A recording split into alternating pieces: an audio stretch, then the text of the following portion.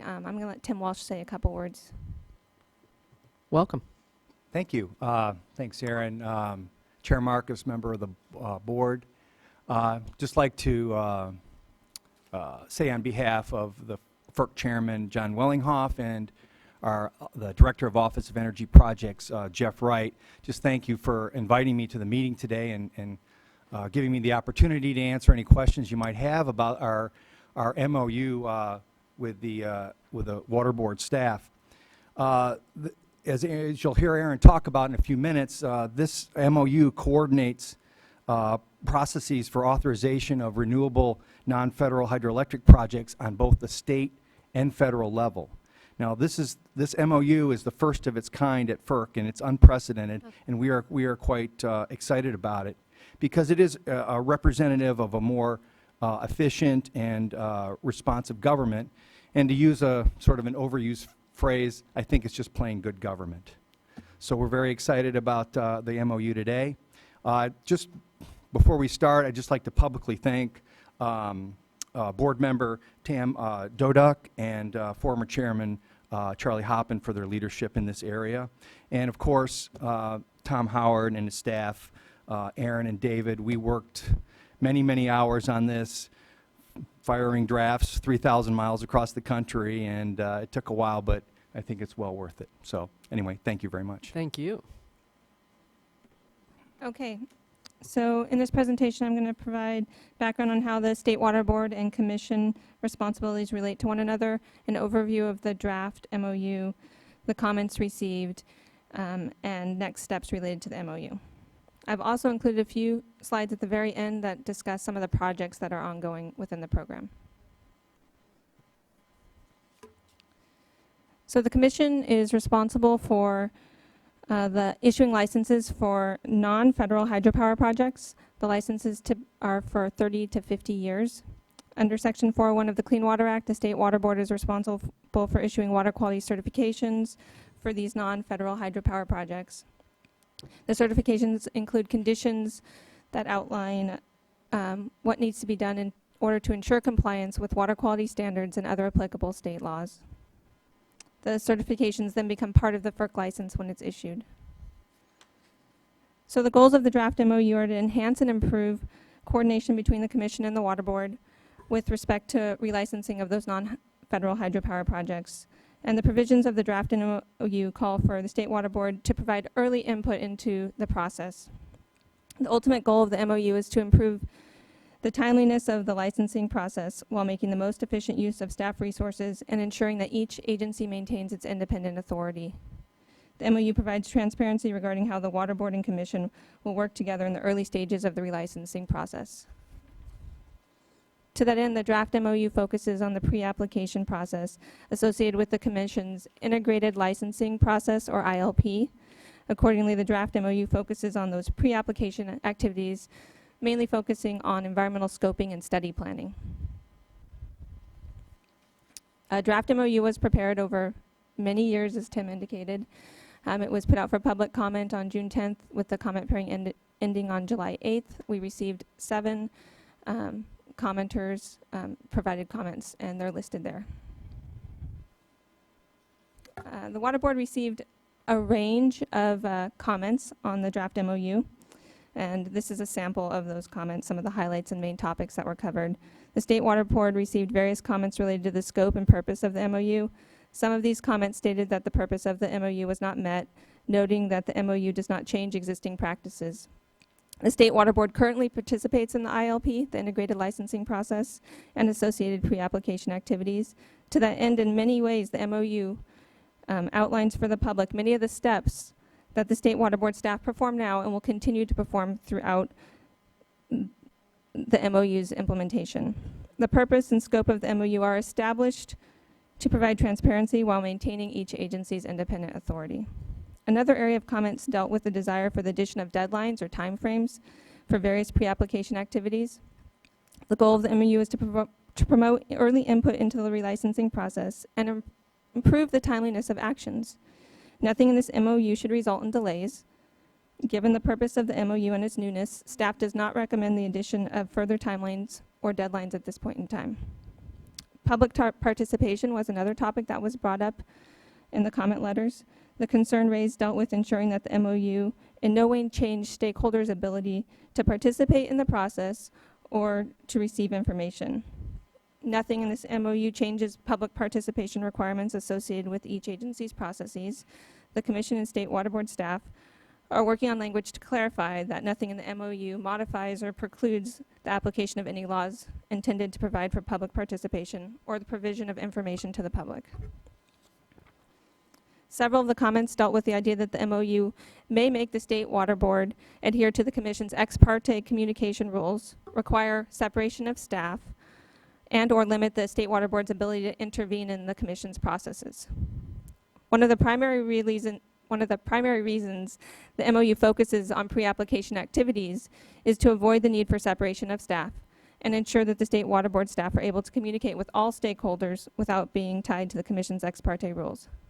Commission staff has reassured State Water Board staff that activities covered under this MOU are not subject to the ex parte rules and would not limit the State Water Board's ability to intervene in the Commission's proceedings.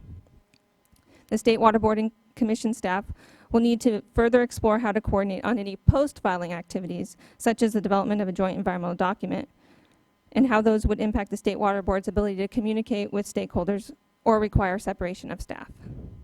One of the MOU's goals was to make sure that we made efficient use of staff resources and separation of staff would not be needed.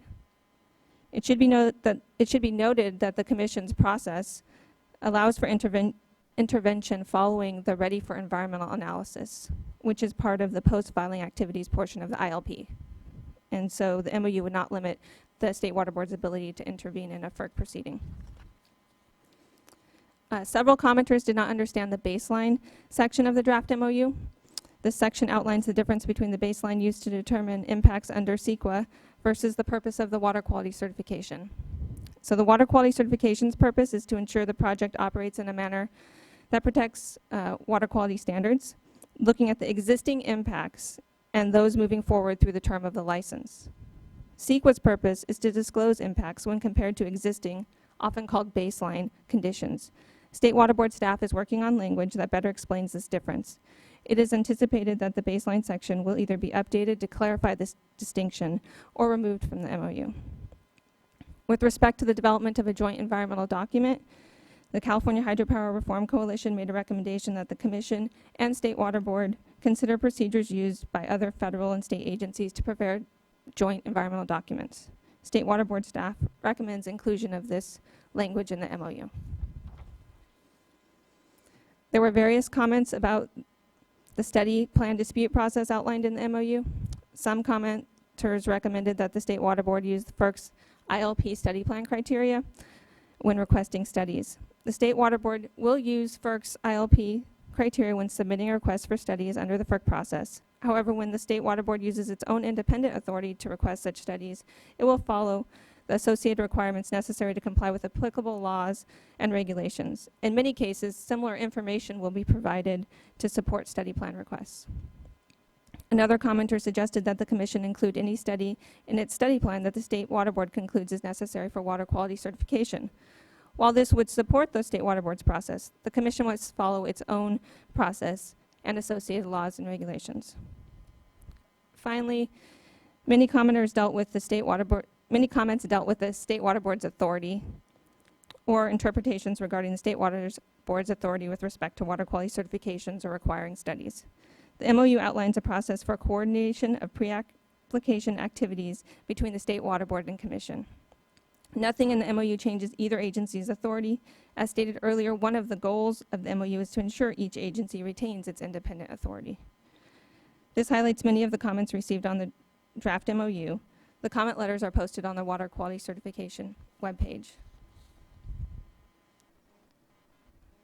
With respect to next steps, the Commission and State Water Board staff will work together to update the MOU to incorporate some additional language. It is anticipated that the updated MOU will contain language regarding the consideration of joint environmental document processes used by other state and federal agencies, clarification that nothing in the MOU modifies the public participation or provision of information, notification to the applicant if there's a difference in the geographic scope during the study plan phasing, and an update or removal of the baseline section. It is also anticipated that the MOU will contain language that the State Water Board and Commission will provide updates on their respective processes on their web pages and will review the MOU for effectiveness and progress. Following agreement between the two agencies on the wording of any updates, the updated MOU will be provided to the Executive Director for consideration. Upon execution, the two agencies will implement the provision for applicable projects. As I mentioned, I have a couple slides in here to briefly go over some of the projects that we're working on. You'll see at the top the pending final certifications. These are projects that have issued a draft certification and we received public comments, and we're working on preparing the final water quality certification. There's also a list of projects that have amendments that are upcoming. Some additional projects that we're working on right now and staff will be working on in the coming year. I would anticipate for these projects that we'd either see a draft certification or draft CEQA document are listed on this slide. And then some also active projects that are up and coming in the future. The relicensing process typically takes at least 5 years through the ILP process, so these are some projects that are in the works but a little bit further out. And you'll see at the bottom there's also the post-licensing and non-FERC projects that we're working on as well.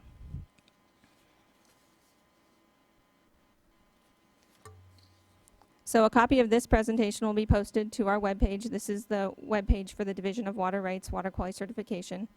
And other information that we provide on that is copies of issued certification, project-specific web pages, and what most people find very handy is a list of the projects and the staff that are working on those projects with the contact information. So it's a very easy way to find out who you should be talking to. And if you want to receive updates on this program, we have a Lyris email address. This is how you get to that web page. And any questions or comments, I'd be happy to answer. That concludes my presentation. Thank you. Thank you, and thank you all for the terrific work and thoughtful review, not just of the MOU, but of the comments, and just appreciate your professionalism in doing all of this. So with that, questions? They've done such a good job briefing us. We do have two speakers, however, and I'd like to call on them now. Our first, it really bugs me, I need glasses. Our next speaker is Dave Steindorf, the chair of the California Hydropower Reform Coalition. Hello. Chairperson Marcus and members of the board. First of all, let me thank you for prescribing when the breaks would take place, because the previous chair had a habit of calling for those bathroom breaks right in the middle of my testimony. So thanks for laying that out ahead of time. I appreciate Well, it. I actually don't swear I won't do that to somebody Well, in I the know, I future. probably But should've now done that that. I know that that's an option, I'm going to Right. look for the opportunity. Yeah, okay. Well, we'll see what, I'll work through it. But I won't do it to you. Okay. Yeah, the next speaker, we can do that. So I'm Dave Steindorf. I'm the chair of the California Hydropower Reform Coalition. I'm also the California Stewardship Director for American Whitewater.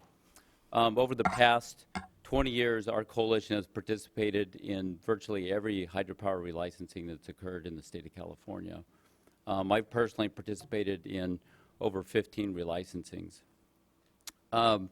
In that time, I have watched this regulatory dance between the State Water Board and FERC. It goes something like this. The FERC process, either through the ILP or the alternative licensing process that preceded that, or the traditional relicensing process which occurred before, stipulates the scope of the project and also the studies that are necessary for FERC to complete its regulatory obligations. Usually somewhere in that process, board staff will make the statement that the studies being proposed or that are completed will not fulfill the board's regulatory requirements under the Clean Water Act. At that point, typically in the past, FERC and licensees and potentially other participants would note the comment and then move on with the process.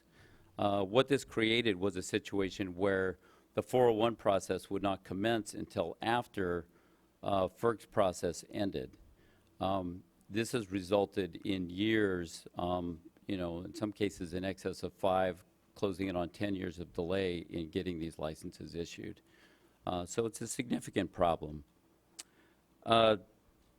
So when this concept was first bantered about developing this MOU, I actually had a conversation with Tim Welsh. I'm not sure if he'll remember what I said. You know, this situation is not unlike the Middle East peace process. Step one is to get both sides to recognize that the other one exists. And I think this MOU goes a long way towards doing that, you know, recognizing the authority of both FERC and the State Water Board, allowing them the opportunity to get the information they need to fulfill their regulatory requirements. But the key difference is now we're going to link up that process so that they occur in parallel rather than in series. I believe this is a significant step forward. I applaud FERC staff and board staff for really stretching to make this work. The status quo clearly wasn't working, and we feel like this is going to be a significant improvement. I do agree with staff's analysis that many of the comments challenging the MOU really go towards trying to circumvent the board's authority, and that's just not going to be acceptable for us or I think FERC or the other stakeholders in the process. So, you know, we strongly recommend that the board adopt this MOU as written with the staff recommended changes, and let's put it into place so we can start moving these projects forward. Thank you. Thank you very much. Well said. Next, we have Ian Caliendo from PG&E. There you are.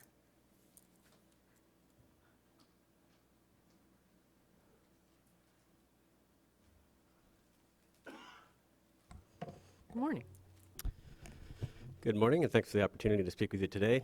And I actually do have to go to the bathroom, so feel free to throw me a curveball and put a break in the middle of my testimony here. My name is Ian Caliendo. I'm with PG&E. I support the company in our regulatory affairs group on a number of issues before the board, and particularly help support the hydro licensing and compliance groups. First and foremost, I'd like to also echo what David Steindorf said and just recognize that this really is a significant step forward by both the board and FERC. As the holder of 26 FERC licenses, we also have a lot of experience going through the licensing process and very similar experiences that were just mentioned. So we're just extremely pleased to see that there's an interest in both agencies to make this work. And we think the potential for this final MOU to really improve the outcomes for business, operational, and environmental perspectives is really possible. So thank you.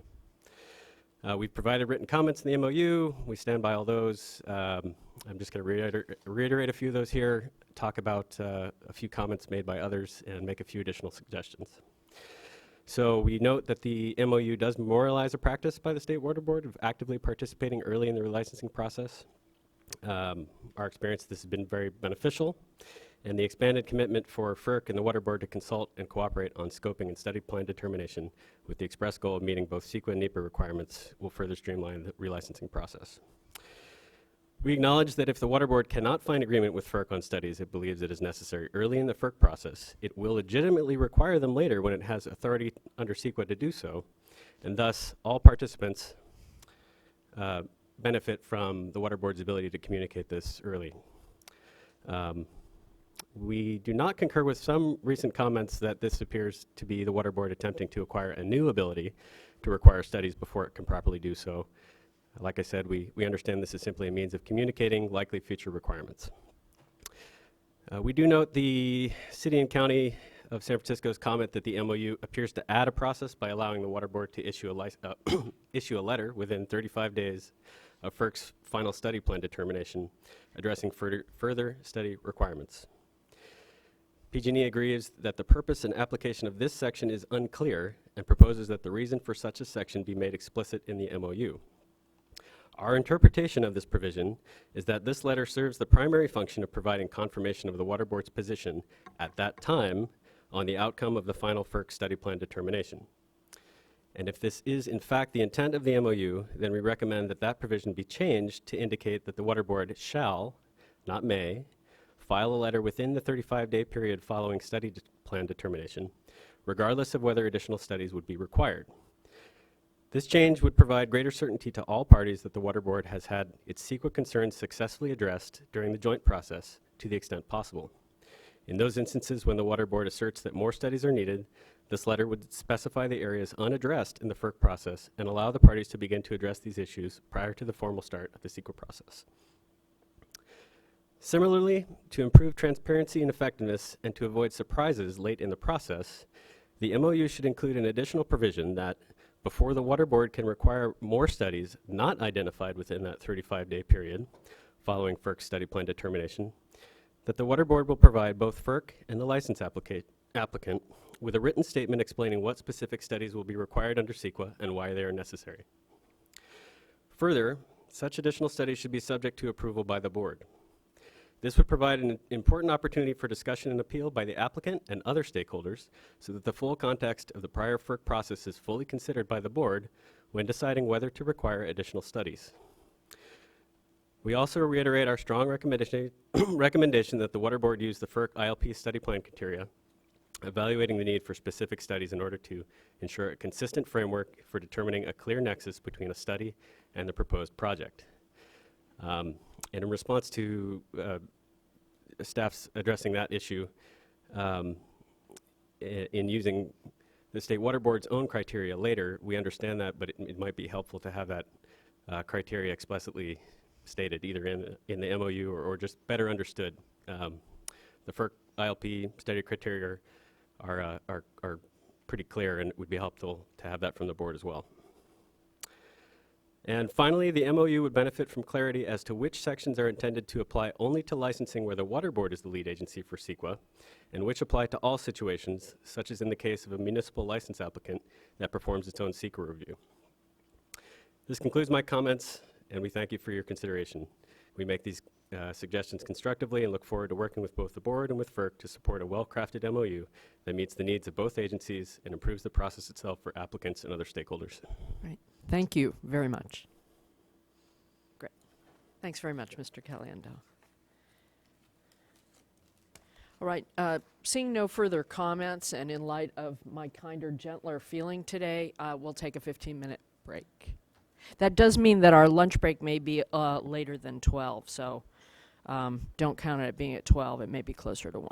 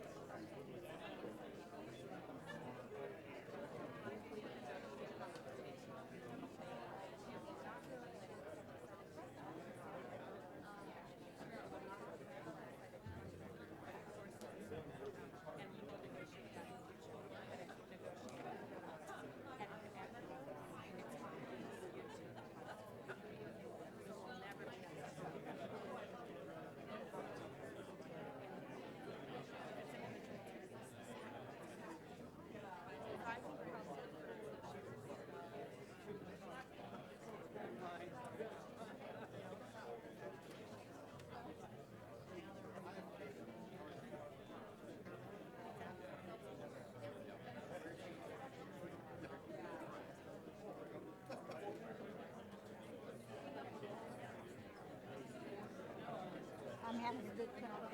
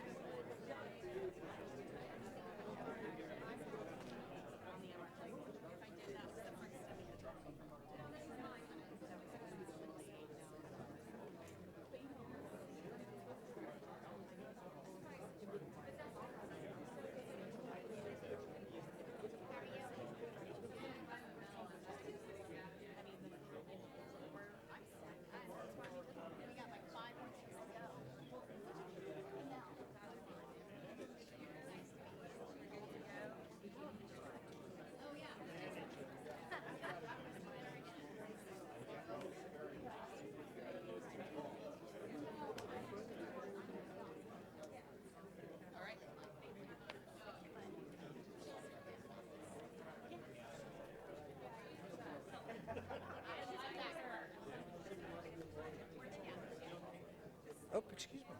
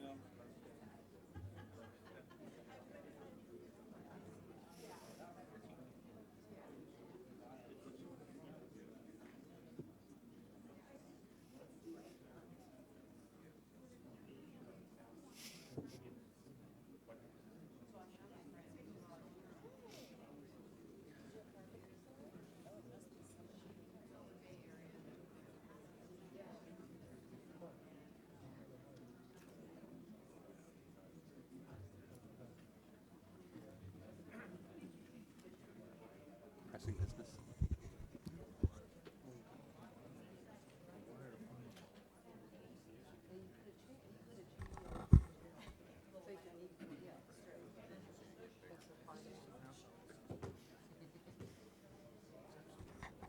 No comment while my mic is on. All right, we are reconvening. Okay. All right. It is 10:55, and we will reconvene.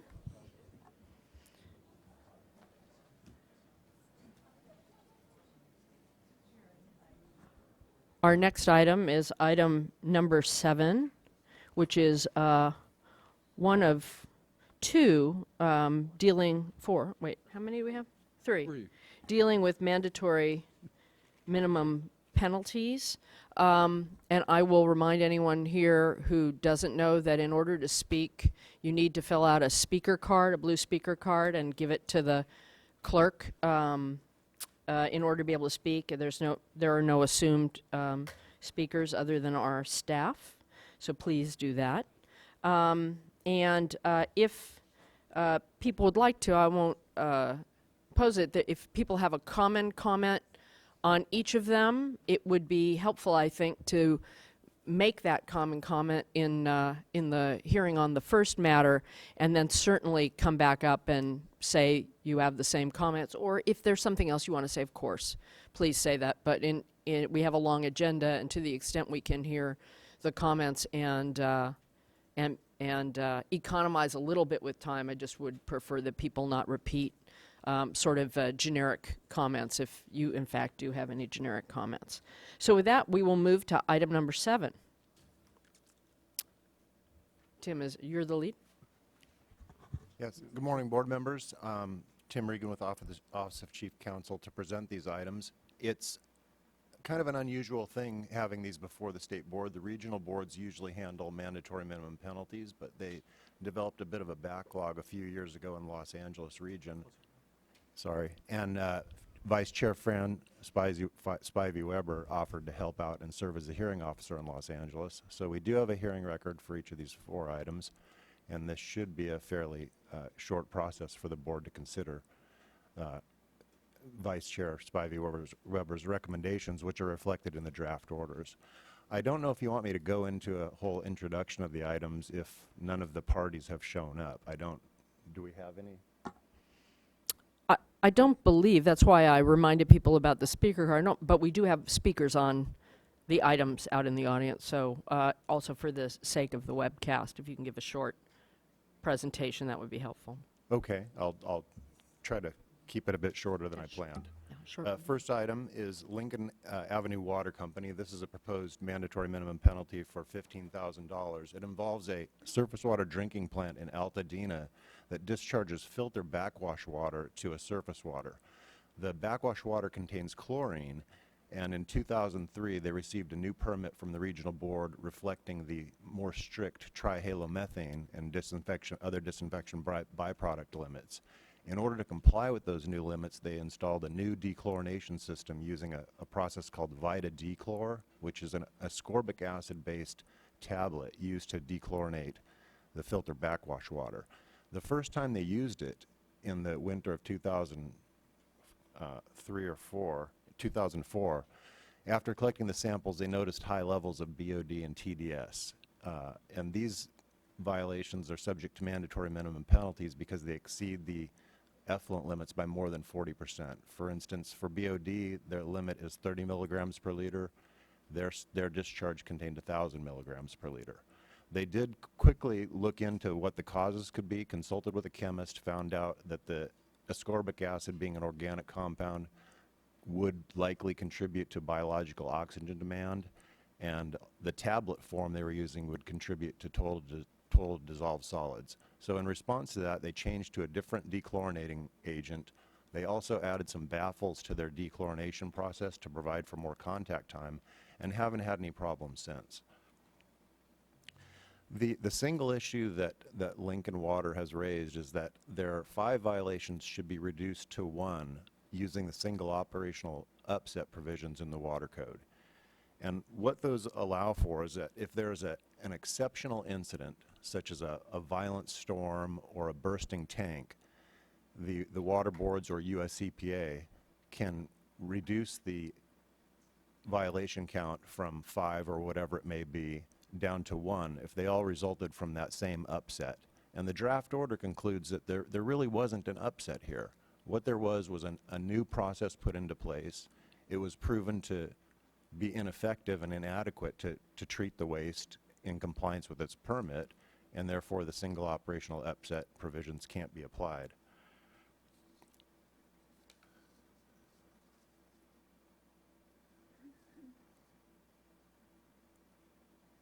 We did receive also from Downey Brand and CASA comment letters for all 4 orders that object to the draft order's conclusion that the laches defense applied by the courts can't be applied for these mandatory minimum penalties. And each of the 4 orders goes into great detail about why we disagree with that.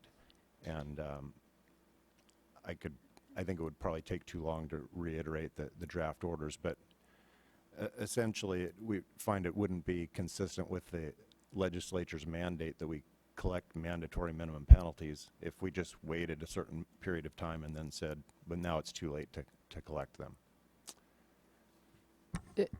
Tim, do you mind giving just like a 2-minute mandatory minimum penalties 101, just for the people who happen to be listening in who aren't practitioners in that particular aspect of the field? Sure, I was going to pass that one to Phil, who's dealt with these more than I have. Well, Phil, Mr. Wiles, would you mind? Happy to. I'm big on 101s, just for our listeners out there or anyone in the audience, but it doesn't have to be long. It's just 101 so people understand. I think I get the point. Good morning, board members. Phil Wiles with the Office of Chief Counsel. And mandatory minimum penalties are a little bit different, and so I think it is worth just a sort of a brief explanation. Virtually all of the regional boards and state boards enforcement authorities are discretionary, in that the board has ultimate discretion whether to impose an enforcement action, and in the case of a monetary fine, or what the statute refers to as a administrative civil liability, not just whether to impose it, but also the amount to impose. There is an exception, and these exceptions are referred to as mandatory minimum penalties. The legislature carved out a specific subset of NPDES violations, Clean Water Act permit violations, and essentially decided that for each and every one of those specific types of violations, the legislature removed the board's discretion and instead, as Tim said, imposed a mandate that the board actually go ahead and assess a $3,000 penalty for each of those violations. The legislature retained the board's discretion to impose additional liabilities above the $3,000, but essentially said that for each of these violations, you must impose a $3,000 penalty. Now, the legislation does contain a number of exceptions. There are numerous exceptions, in fact, and the legislature has been adding exceptions over the years since it first adopted the mandatory minimum penalty statute in 2000. you could say that the legislature's been sort of trying to look for ways to ameliorate what could be fairly harsh in terms of some dischargers and a number of violations. $3,000 per violation can really add up, especially for disadvantaged communities and others. So there are a number of exceptions. There's an ability for the board to, for example, allow supplemental environmental projects for a portion of the mandatory penalties and compliance projects. There are also potential affirmative defenses. The one that was raised by the discharger here is the single operational upset defense. There are a couple of others that are also available. But by and large, unless the board finds that an affirmative defense applies, and it would have to apply under the strict reading of the mandatory minimum penalty statute, then the board is obligated to impose this penalty. All issues about equity and sympathies and preferences aside. So that's, in a nutshell, that's what the mandatory penalties are about. The category of discharges that they apply to are violations of Clean Water Act, NPDES permit, effluent limitations. So it's a subset of the permits that we issue. It's also a subset of the conditions within those permits, and also for failure to submit a monitoring report by more than 30 days. That was added later. I think there was a concern that people could avoid mandatory penalties by just not reporting their violations. So in a nutshell, that's what the mandatory minimum penalty statute is. As Tim alluded to, the reason this is before the regional board, or excuse me, before the state board instead of the regional board is because of Fran's kindness in trying to help the Los Angeles Regional Board deal with their backlog of mandatory penalty statutes. Everybody recognized that we had to impose these, and so it was a matter of trying to clear out the backlog. And I think the Office of Enforcement, who is here, can attest that we have, between the regional boards and the state board, with their help, have actually cleared out that backlog. And now, before questions, should we go to enforcement staff? I did have one proposed minor correction to the Lincoln order that I'd like to read into the record if possible. Sure, go ahead. It's on page 8. It's the second to last paragraph, and what I propose is deleting the entire second sentence, which begins with "even assuming," and replace it with a new sentence that states, "Therefore, comma, Lincoln cannot avail itself of subdivision F1 because Lincoln's noncompliance was caused by an improperly designed or inadequate treatment system."